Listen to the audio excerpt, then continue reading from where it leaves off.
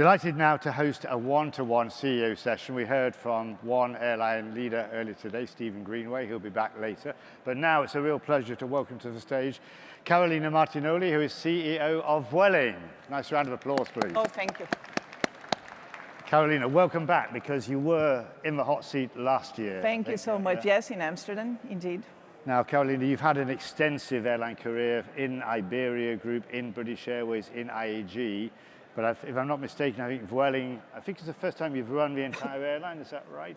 It is. So I joined the group. So for those who don't know us, this is the IAG Group, International Airlines Group. So this is British Airways, Iberia, Vueling, Aer Lingus, Level. I joined the group right after the merger between British Airways and Iberia. This was 2011. And yes, I was in Iberia, then in BA, then in the holding, in the parent company, and now running Vueling for 18 months. I was going to say, because last year when we spoke, you were like just into the hot seat by a few months. Yes.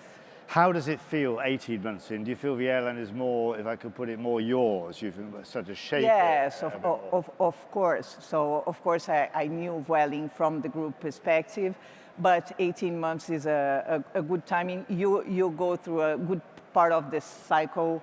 You go through all the seasons, which is important, and 2 summers, yeah. Which is, yeah, so just to explain a little bit for those who don't know us, Vueling is a company of 130 planes. We have 5,000 people there. We fly basically intra-Europe and north of Africa. It's all short haul. We have a low-cost model, pay-per-use model. And our core is we are leaders in Barcelona. We have 40% of market share in Barcelona and Spain domestic. So that's basically our footprint. Who does know Vueling? Who just have a show of hands?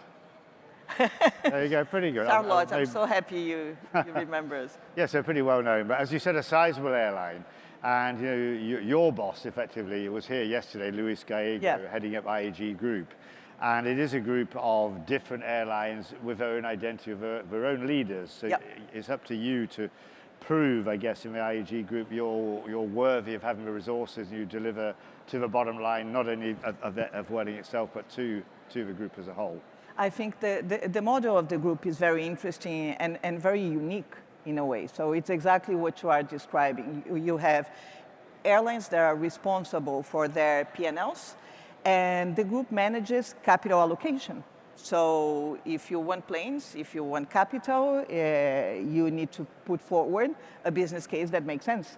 And I think that makes us better, because Luis is always asked, what is the secret sauce of the results of the group? And he always says it's capital allocation. Keeps us, awake.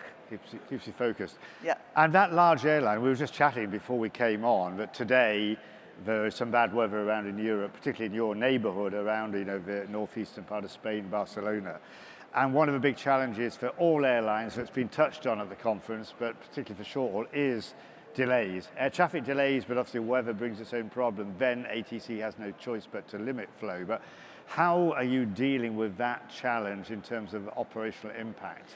I think that's a huge challenge for all intra-Europe operators, because it's like constrained airports, constrained ATC, weather events, everything. It's everything everywhere all at once, and so we have to get better and better at managing it. So it's about predicting what is going to happen, and then we are using AI to predict better and better weather events, for example. And it's how you manage disruption, because there is a point. We have a very short stage length. So Vueling has a stage length of 1,000 kilometers. Yeah. So it's always hard to differentiate yourself. We do a lot of work trying to differentiate in everything, the way we sell, the way we deliver. But I think the way you manage disruption will be more and more key, and a reason for choosing an airline, because unfortunately this is part of what we do right now. So of course we develop tools to do that better, to assist customers better when that happens, but we still have a way to go. A particular challenge, you said short stage length, 1,000 kilometers, so that's what, about a couple of hours flight on average per flight sector. as a short-haul airline, you want to get as many sectors a day, because the way I put it is every flight is another bite of a revenue cherry. You know, it's not some kind of macho thing about flying people for 4 hours. For more people you can fly, more revenue. So you can't afford to make your fleet too lightly loaded in numbers of flights just to avoid delays. No. So it's a tricky balance, isn't it? It is, and that's a big challenge, because it's exactly that. A short stage length drives a lot of things. So cost, of course, because a lot of costs are associated per flight, not per ASK. Revenues, because people tend to want to pay more for elements of brand and service the longer the flight is.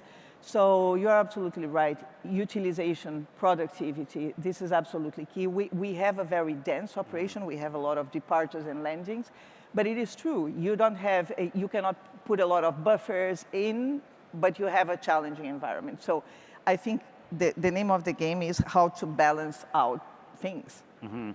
And as you said, you're a large-scale airline, well over 100 aircraft, over 120 planes, more aircraft on order. But I find it interesting that Vueling has been around, I can't remember how many years in total. 21. 21. So you're not a newcomer, but we're just about to see EasyJet, 30 years old, next month. Oh, it's amazing. We are aging. But you know, low-cost airlines have really changed the landscape in Europe and many parts of the world. And you sometimes find that a network airline group, which is, if I could describe IAG that way, could buy or establish a low-cost carrier and then kind of suffocate it. They say, we've got this low-cost airline in the group, but it ends up having the costs migrate upwards.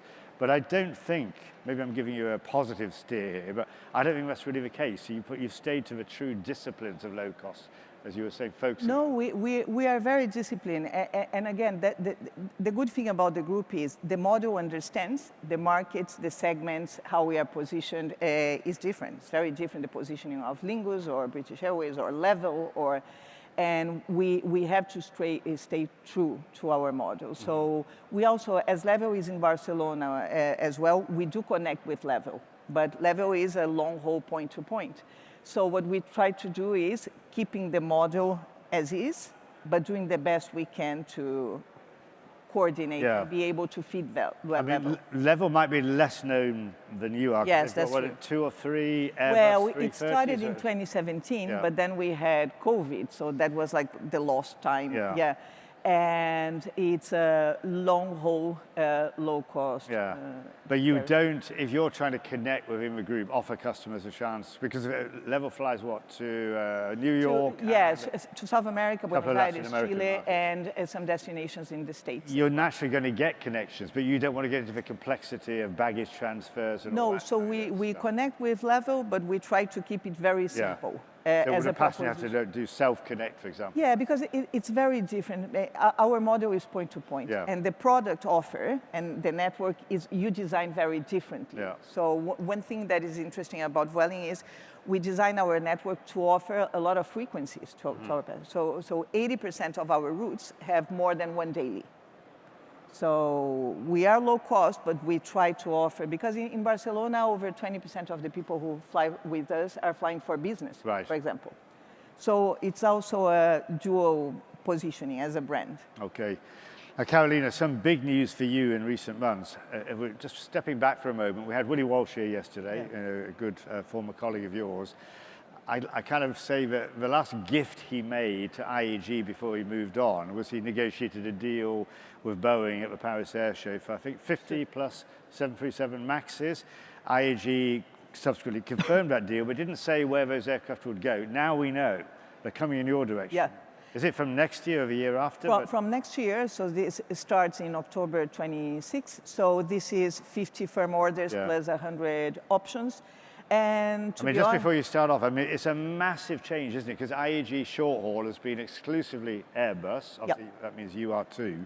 Now we're going to see Boeing getting back in on the act, and you have the job of not only using what the aircraft offers in commercial efficiency terms, but to make this change. Tell us about it. So, by part, so IAG already operates Boeing in the long haul through British Airways. They have 777s and 787s. The short haul was all Airbus, and the group has a reasonable size, so it makes sense to have a mixed fleet at group level. When it comes to Vueling, yes, it's a massive change. Refleeting a fleet of 130 planes is massive. We intend to do this over 6 years, from October 26 onwards. It does create, so the transition does create inefficiencies. Of course, we are putting a lot of work to minimize that. Technical crews, maintenance, so there's a lot. But we have full clarity in the group and at Vueling that if we started this process, this means a whole refleet. So we are not going to stop in the middle. The idea is to completely refleet Vueling. So yes, that's a massive undertake. But we have a great team, and there's a lot of work going on, and we are very excited. To be honest, we wanted very much to have the refleeting, because although we have everything is Airbus, we have a complex fleet with over 50 variances and some old planes. So this is a massive opportunity for us to be more efficient, to restructure our costs. So we are really looking forward. And I believe within this order and options, Carolina, you can go in both directions. You can go with the MAX 8 or the MAX 10. It's open to a decision later. Yeah, so we have flexibility. Yeah. So we are starting with 8, and we are thinking of having 10s as well. But along the way, we do have flexibility. And have you announced how many seats you'll have in the 8s? Not yet. Okay, so I won't push you on that one, because obviously we see Ryanair already, we had Eddie Wilson here yesterday talking about the greater size for them of the 10.